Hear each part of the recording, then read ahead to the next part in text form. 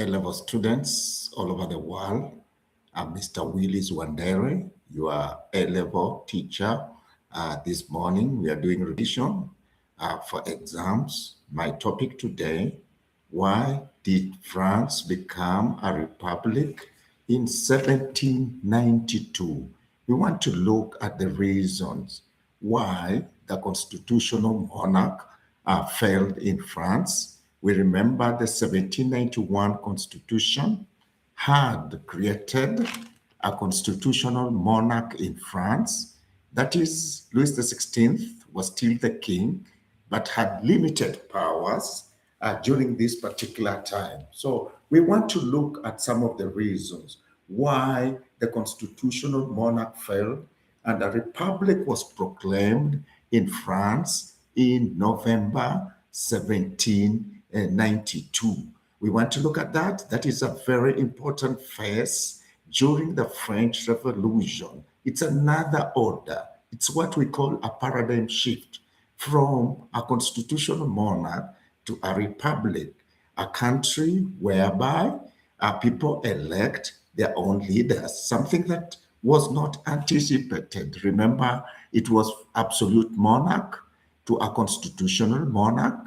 Now we have a republic, a new beginning in France. So we want to look at some of those reasons, the nitty-gritties, why a republic was established in France. Let's start.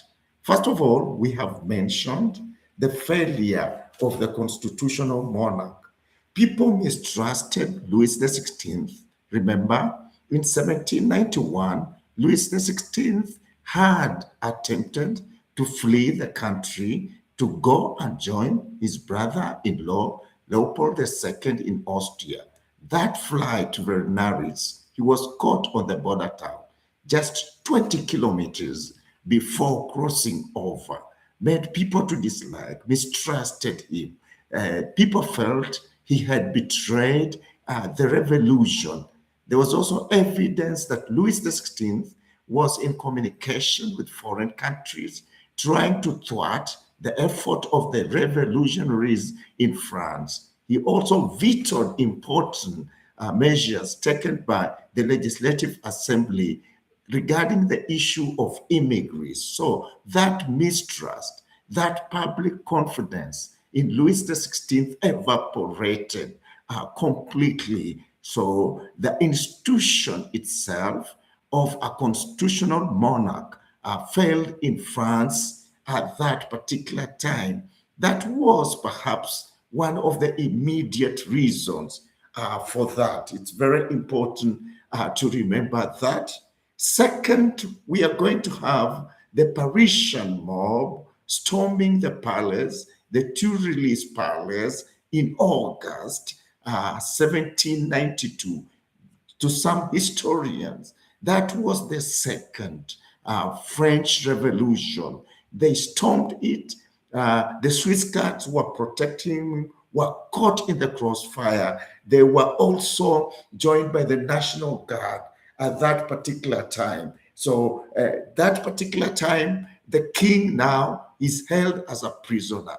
So the storming of Tuileries perhaps helped to end that confidence the people had in Louis XVI as the king in France at that particular time, in what some historians call the Second Revolution.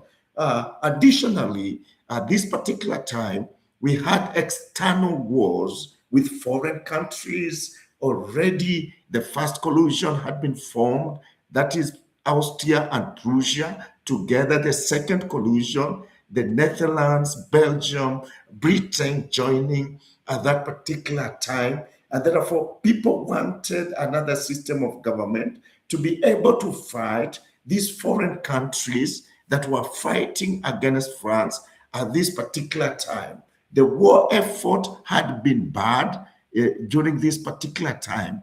Therefore, another new government could have established a new war effort and successes on the war front. So the desire by the nationalist and the patriotic people to to win on the battlefronts with new countries that were fighting against the revolution at this particular time. It's quite important to remember that there was an external factor that contributed to France being declared a republic in 1792. Another major reason for declaration of a republic at this particular time was the growing radicalism in France at this particular time. We have radical factions emerging in the National Convention at this particular time. Top on these are the Jacobins and their brothers, the Mountain Guards. They're proclaiming for a republic. Their vision is to have a new direction, a new dimension in France at this particular time. Those clubs were agitating, advocating for a republic to be declared in France at this particular time. So we have the radical clubs together with the Saint-Claudes also were advocating for a new republic at this particular time. And most of the people in the Legislative Assembly were radicals at this particular time. So they're advocating for a new republic to be established in France at this particular time. These factions put pressure on the government at this particular time.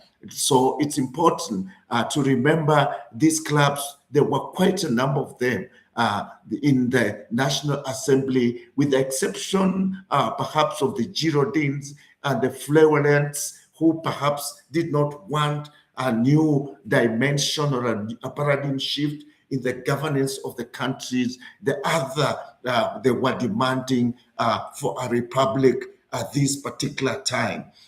Also, additionally, at this particular time, we're going to have economic issues affecting France. The economy was in shambles. At this particular time, we're going to have the economy being very unstable. So many people were arguing that a new government will establish a better economic regime at this particular time. High levels of inflation in what historians are calling hyperinflations are going to contribute to this situation where people are desiring for a new system of government that is able to sort out their economic issues, pressing them at this particular time. So the hyperinflation that was there, food shortages were the norm in France at this particular time, and unemployment was widespread this particular time, and therefore people were desiring for a new system of governance in France at this particular time. So the economic conditions also played a very vital and significant role in people who are advocating for a republic. They felt that the republic will solve their problems that were affecting them at this particular time. Quite important to remember. And the issue of immigrants also.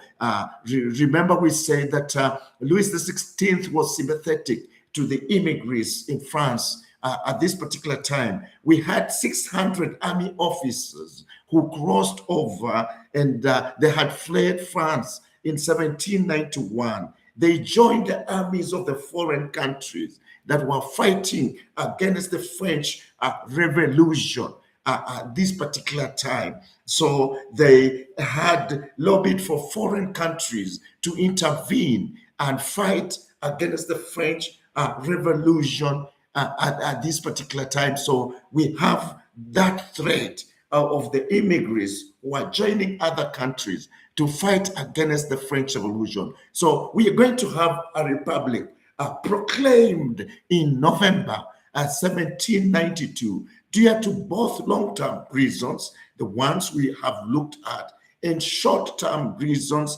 at this particular time. So the republic is a very important phase of the French Revolution, where we're going to have that change of government that people had desired for. In fact, the great reformists when they started the French Revolution, they had anticipated for the French Republic at this particular time. So the French Revolution undergoes a republic because of both internal and external factors that were happening at that particular time. So the republic declared, a new constitution is declared. It's the National Convention that will institute the republic, and the beginning of the republic marked the end of the monarch and signaled the new beginning of the reforms that were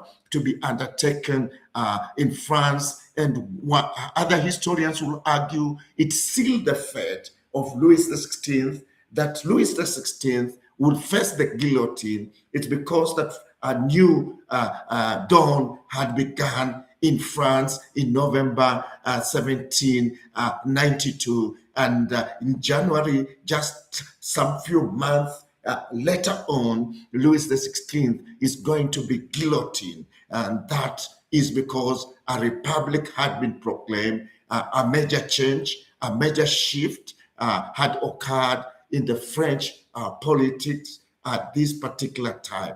Thank you. As you revise for exam, we'll have our next video just in a few moments later and proceed on with your revisions.